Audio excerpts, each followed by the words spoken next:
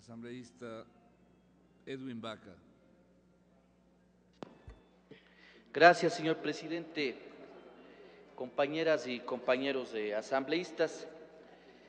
Voy a ser muy breve en mi intervención porque realmente en este debate los argumentos a favor y en contra de este proyecto de ley nos parece que tienen la suficiente argumentación y sobre todo pues cada asambleísta desde su perspectiva debe aportar con ideas, con criterios, incluso con casos prácticos para ver el beneficio o el perjuicio en caso de aprobarse esta normativa. Primero que yo considero que si mediante decreto ejecutivo fue creada una unidad de gestión, de administración de los bienes públicos,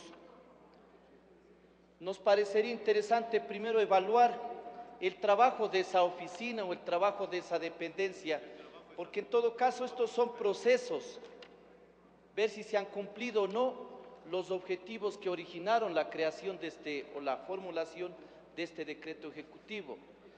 Y digo esto porque al parecer la idea de transformarle de decreto ejecutivo a una ley y en el proyecto se habla de algunas excepciones, estaríamos en un contrasentido. Me explico. El decreto ejecutivo pretende normar, regular una administración o una gestión de los bienes dentro de lo que es la función ejecutiva. Al parecer, a través de la ley se pretende ampliar ese espectro entre todos los bienes de servicio público. Pero si en el artículo 1 de este proyecto se habla de que se exceptúan diferentes entidades, como es municipios, como es el tema del seguro, que estamos de acuerdo, ¿quién nos garantiza, y hago una pregunta y hago una reflexión, quién garantiza que estén en este artículo todas las excepciones? Porque de pronto podemos causar un grave problema si después a lo mejor entran un sinnúmero de bienes cuya propiedad incluso no ha sido legalmente determinada. En el sector rural, por ejemplo, existen muchos predios, muchos bienes que no tienen el respectivo título de propiedad. ¿Y qué va a pasar con estos bienes inmuebles? Asimismo, lo que algún asambleísta decía, el tema de los activos fijos, como técnicamente se llama en el aspecto contable y financiero, de las entidades financieras que están en este momento en poder del Estado, para ya no utilizar el término saneamiento. La venta de esos activos realmente es para que los depositantes, los ahorristas que fueron los perjudicados por la banca puedan de alguna manera resarcir este gran perjuicio que se ocasionó. Entonces, jamás podrían pasar estos bienes a propiedad de un ente, y yo concuerdo con lo que decía mi colega asambleísta Guillermina Cruz, porque lo que estaríamos es centralizando todo, y eso no nos garantiza un manejo eficiente.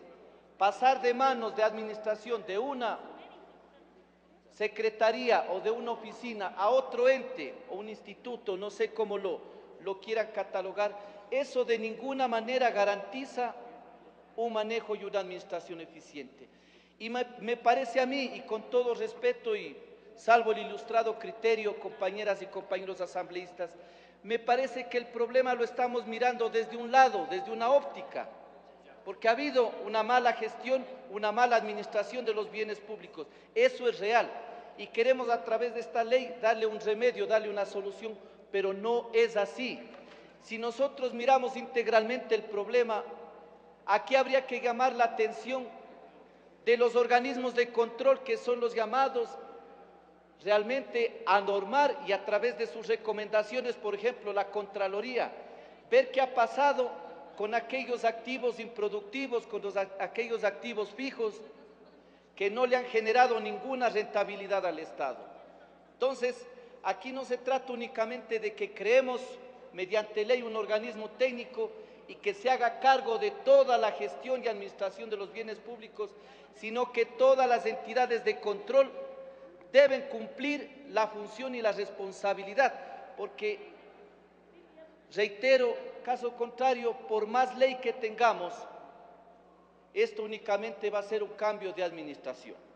Para concluir, señor presidente, yo considero, y en forma muy respetuosa lo digo, y haré llegar por escrito, como acostumbro, mis observaciones, que si este proyecto no lo reformulamos, es preferible que pensemos en el archivo.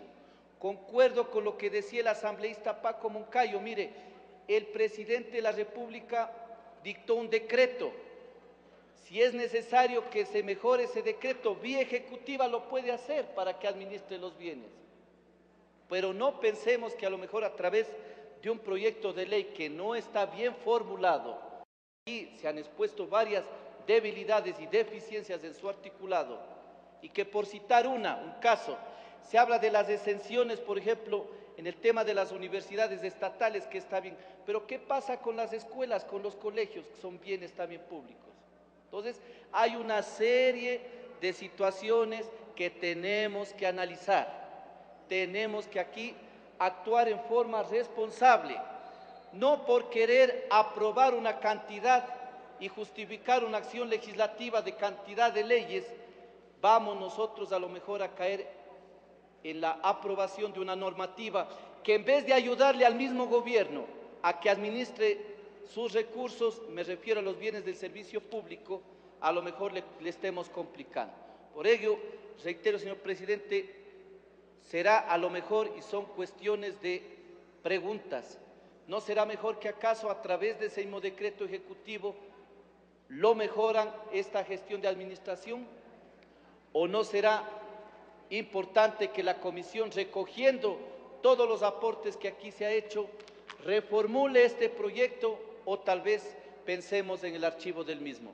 Gracias, señor presidente.